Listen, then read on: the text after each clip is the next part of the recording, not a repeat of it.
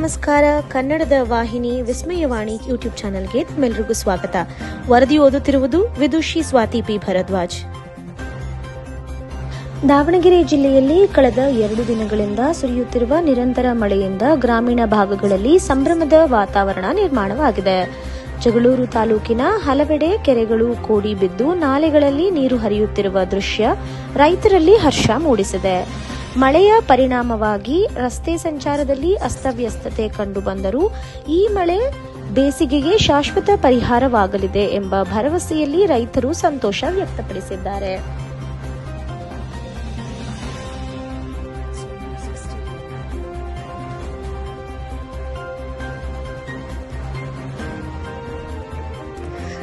ದಾವಣಗೆರೆ ಶಿವಮೊಗ್ಗ ರಾಜ್ಯ ಹೆದ್ದಾರಿ ಹದಗೆಟ್ಟ ಸ್ಥಿತಿಯಿಂದ ವಾಹನ ಸವಾರರು ತೀವ್ರ ನರಳಾಟ ಅನುಭವಿಸುತ್ತಿದ್ದಾರೆ.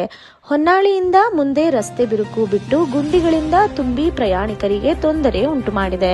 ಮಳೆಗಾಲದ ಪರಿಣಾಮವಾಗಿ ನೀರು ನಿಂತು ರಸ್ತೆ ಇನ್ನಷ್ಟು ಹಾಳಾಗಿರುವ ದೃಶ್ಯಗಳು ಕಂಡುಬರುತ್ತಿವೆ.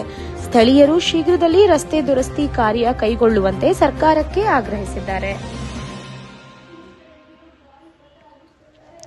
ಹರಪನಹಳ್ಳಿಯಲ್ಲಿ ವರುಣನ ಅಬ್ಬರದಿಂದ ನಗರ ಜಲವೃತಗೊಂಡಿದೆ. ಭಾರೀ ಮಳೆಯಿಂದ ಚರಂಡಿಗಳು ತುಂಬಿ ಮಳೆ ನೀರು ರಸ್ತೆಗಳ ಮೇಲೆ ಹರಿದು ಸಂಚಾರಕ್ಕೆ ತೊಂದರೆ ಉಂಟಾಗಿದೆ. ಬಸ್ ನಿಲ್ದಾಣ, ಮಾರುಕಟ್ಟೆ ಹಾಗೂ ಪ್ರಮುಖ ಬೀದಿಗಳಲ್ಲಿ ನೀರು ನಿಂತು ವಾಹನ ಸಂಚಾರ ಸ್ಥಗಿತಗೊಂಡಿದೆ. ಕೆಲವು ಮನೆಗಳಿಗೆ ನೀರು ನುಗ್ಗಿದ ಹಿನ್ನೆಲೆಯಲ್ಲಿ ನಿವಾಸಿಗಳು ಆತಂಕಗೊಂಡಿದ್ದು ಪುರಸಭೆ ತುರ್ತು ಕ್ರಮ ಕೈಗೊಳ್ಳುವಂತೆ ನಾಗರಿಕರು ಆಗ್ರಹಿಸಿದ್ದಾರೆ. ಮಾಯಕೊಂಡ ಕ್ಷೇತ್ರದ ಬಸವಾಪಟ್ಟಣದ ಸಿದ್ದಾರೂಢ ವೃದ್ಧಾಶ್ರಮದಲ್ಲಿ ನೊಂದ ಮನಸ್ಸುಗಳ ಮಿಲನ ಕಾರ್ಯಕ್ರಮ ಜರುಗಿತು.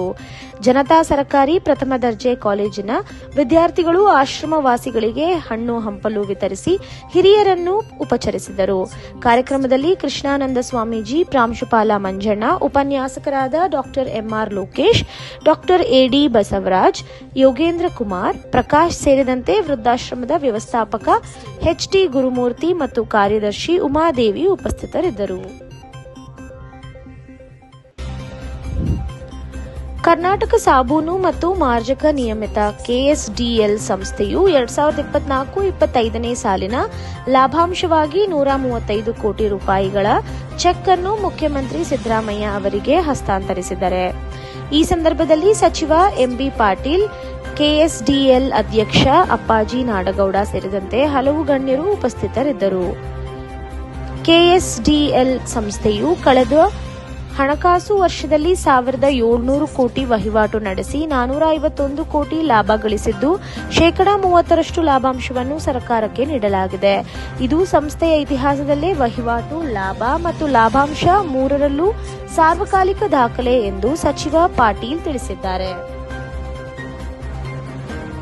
ವಿಧಾನಸೌಧದ ಸಮ್ಮೇಳನ ಸಭಾಂಗಣದಲ್ಲಿ ಮುಖ್ಯಮಂತ್ರಿ ಸಿದ್ದರಾಮಯ್ಯ ಅವರ ಅಧ್ಯಕ್ಷತೆಯಲ್ಲಿ ರಾಜ್ಯ ಉನ್ನತ ಮಟ್ಟದ ಒಪ್ಪಿಗೆ ನೀಡಿಕೆ ಸಮಿತಿಯ 66ನೇ ಸಭೆ ನಡೆಯುತ್ತಿದೆ. ಸಭೆಯಲ್ಲಿ ಉಪಮುಖ್ಯಮಂತ್ರಿ ಡಿಕೆ ಶಿವಕುಮಾರ್ ಹಾಗೂ ಸಚಿವರಾದ ಎಂಬಿ ಪಾಟೀಲ್, ಕೆಜೆ ಜಾರ್ಜ್, ಪ್ರಿಯಾಂಕಾ ಖರ್ಗೆ, ಡಾ ಎಂಸಿ ಸುಧಾಕರ್, ಸಂತೋಷ್ ಲಾಡ್ ಉಪಸ್ಥಿತರಿದ್ದರು. ಮುಖ್ಯ ಕಾರ್ಯದರ್ಶಿ ಡಾ ಶಾಲಿನಿ ರಜನೀಶ್, ಅಪರ ಮುಖ್ಯ ಕಾರ್ಯದರ್ಶಿ ಅಂಜುಮ್ ಪರ್ವೇಶ್, ಜಿಬಿಎ ಆಯುಕ್ತ ಮಹೇಶ್ವರ ರಾವ್ ಸೇರಿದಂತೆ ವಿವಿಧ ಇಲಾಖೆಗಳ ಹಿರಿಯ ಅಧಿಕಾರಿಗಳು ಸಭೆಯಲ್ಲಿ ಭಾಗಿಯಾಗಿದ್ದರು. ಉಪಮುಖ್ಯಮಂತ್ರಿ ಡಿಕೆ ಶಿವಕುಮಾರ್ ಅವರು ಕರ್ನೂಲ್ ಬಸ್ ದುರಂತದ ಕುರಿತು ಪ್ರತಿಕ್ರಿಯಿಸಿ, ಆ ರಾಜ್ಯ ಸರ್ಕಾರಕ್ಕೆ ಉನ್ನತ ಮಟ್ಟದ ತನಿಖೆ ನಡೆಸುವಂತೆ ತಿಳಿಸಿದ್ದೇವೆ ಎಂದು ಹೇಳಿದ್ದಾರೆ. ಸುದ್ದಿಗಾರರೊಂದಿಗೆ ಮಾತನಾಡಿದ ಅವರು, ಈ ಘಟನೆ ದುರದೃಷ್ಟಕರ. ಇಂತಹ ಅಪಘಾತಗಳು ಮರುಕಳಿಸದಂತೆ ಎಲ್ಲ ರಾಜ್ಯ ಸರ್ಕಾರಗಳು ಮುಂಜಾಗ್ರತಾ ಕ್ರಮ ಕೈಗೊಳ್ಳಬೇಕು ಎಂದಿದ್ದಾರೆ. ಅಪಘಾತದಲ್ಲಿ ನಿರ್ಲಕ್ಷ್ಯ ಎಂದು ಕಾಣುತ್ತಿದ್ದ ಕಾರಣ ಪತ್ತೆ ಹಚ್ಚಲು ತನಿಖೆ ಅಗತ್ಯ ಎಂದು ಅವರು ಹೇಳಿದ್ದಾರೆ. ಅದೇ ವೇಳೆ ಪಕ್ಷದ ಒಳಗಿರುವ ನಾಯಕತ್ವದ ವಿಚಾರ ಹಾಗೂ ರಾಜ್ಯದ ಅಭಿವೃದ್ಧಿ ಕುರಿತು ಟೀಕೆಗಳಿಗೂ ಅವರು ಸ್ಪಷ್ಟನೆ ನೀಡಿದ್ದಾರೆ. ಇದು ಇಂದಿನ ಸುದ್ದಿ. ನಿರಂತರ ಸುದ್ದಿಗಾಗಿ ನೋಡ್ತಾ ಇರಿ ವಿಸ್ಮಯವಾಣಿ. ಇದು ಕನ್ನಡಿಗರ ಧ್ವನಿ.